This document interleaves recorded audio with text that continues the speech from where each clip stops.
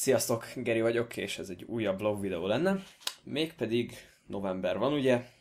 És ilyenkor szokott kijönni a legtöbb olyan játék, amivel játszani szokott a társaság, úgy mindenki úgy.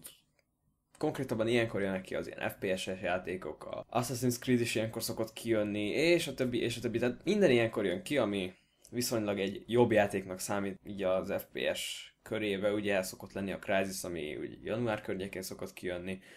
Illetve még van egy-két olyan, de azokkal annyira nem játszok.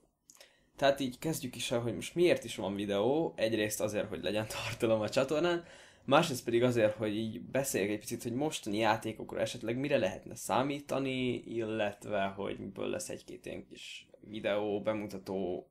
Mondtam, hogy gameplayeket annyira sokat nem szeretnék, mert azt úgy mindenki szokott csinálni, igen, az újon volt. És hát akkor kezdjük is el. Ugye sok játék jön most ki, személy szerint itt van például a Call of Duty, ami már ki is jött pontosan ma. És igazából én nem követtem a Call of Duty-nak ezt az új részét, ugyanis gondolva, hogy az előző részét, a Ghostot, azt megrendeltem, és nagyon úgy gondoltam, Play It-en is kim voltam, Play It-en, bocsánat, ott is kim voltam, és ott is nagyon úgy gondoltam, hogy ez egy nagyon jó játék, ugyanis ott is játszottam vele, stb. És tényleg működött. Nekem a kedvenc részem az a Modern Warfare 3, legalábbis ott csatlakoztam be újra a multiplayer sorozatba, és nekem egy picit ahhoz hasonlított, és éppen ezért nekem nagyon megtetszett, és gondoltam, akkor meg is veszem.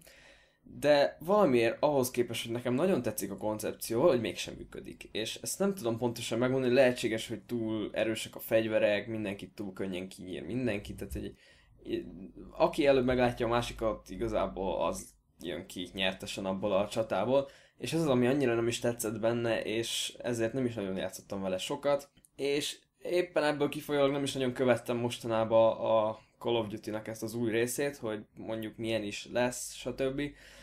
És ugye tegnap kijött, és Twitch-en rengetegen streameltek róla, és néztem róla a videókat, és megbizonyosultam róla, hogy ez nem is olyan rossz játék. Mármint nyilván, amíg nem próbálom ki, addig nem fogok róla olyan nagyon nagy véleményt mondani, de nekem úgy összességében tetszik, hogy van benne egy ilyen lootorási rendszer, van benne ilyen érdekes lézerfegyver, stb. Tehát így viszonylag egy jó ágat képvisel most a Call of Duty, úgy érzem.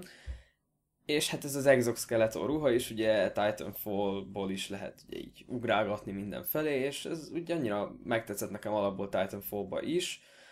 Úgyhogy gondoltam egyet, és megrendeltem, úgyhogy lehetséges, hogy majd tartalmak várhatóak ebből a játékból. Következő játék, amiről szeretnék, illetve picit beszélni, az nem más, mint az Assassin's Creed Unity, amivel úgy voltam, hogy nem nagyon szeretnék igazából játékokat rendelgetni mostanában, mert már annyira nem szoktam játszani, maximum lolozok, tehát az meg úgy free to play. De ugye kijött úgy, hogy ez egy ilyen cooperation kampányban is játszható, és akkor így ismerősökkel tudunk játszani.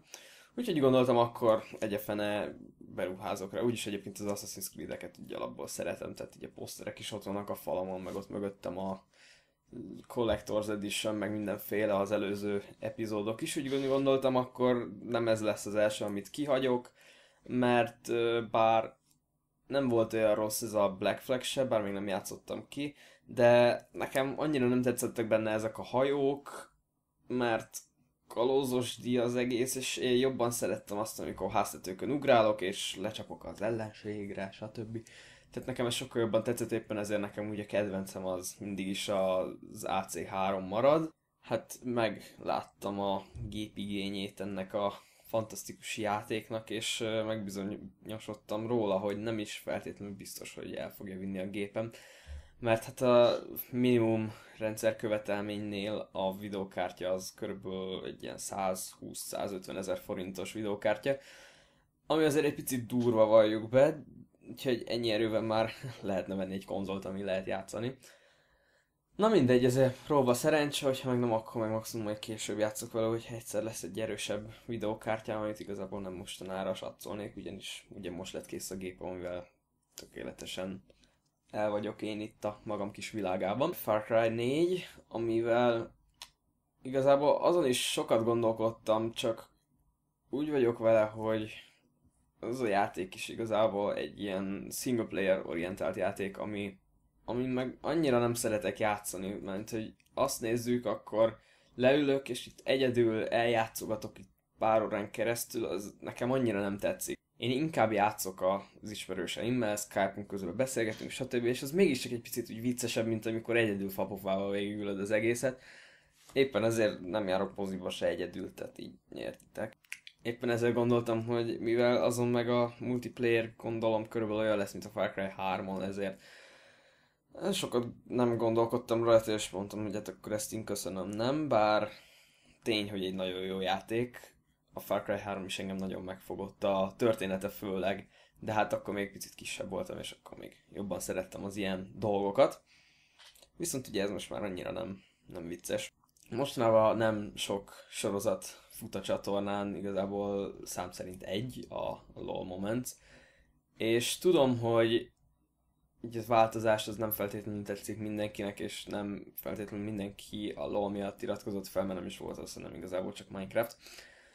De a Minecraftot nagyon meguntam, és a LOL meg úgy vagyok, hogy összekötjük a kellemeset a hasznossal, és akkor játszok, és közben van valami jó, akkor meg lementem, és akkor nincsen belőle az, hogy most videózok megint, és stb. Főleg úgy, hogy nem így csinálom, tehát szívesen videózgatok, csak kell hozzá valami ötlet, ami meg nincs, úgyhogy igazából van, amin gondolkozok, de hogyha valamit írtok, akkor nagyon szívesen megcsinálom. Tehát így a LOL Moments-el kapcsolatban, hogy eléggé laposak az epizódok, azt hiszem.